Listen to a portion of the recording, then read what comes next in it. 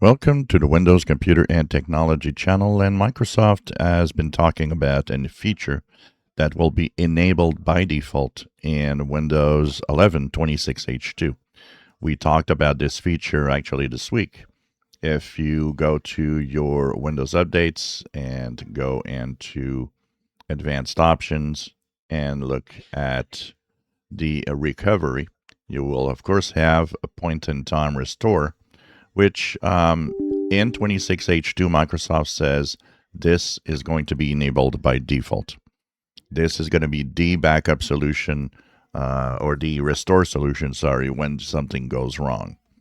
Now, it also said that one of the things that this will fix that a lot of people had a hard time with, and we've seen it, is BitLocker recovery. A lot of people, after a Windows update or after certain maneuvers, ended up booting up their PC to get this screen that says that you got to enter your BitLocker recovery key. And people didn't know where to get it or had no idea what this was and so on.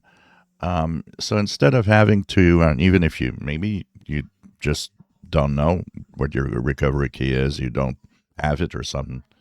Well, the point-in-time restore will actually work with this, meaning if you get into that screen, you can boot into the recovery mode, use point-in-time restore, and then go back to before the problem was there.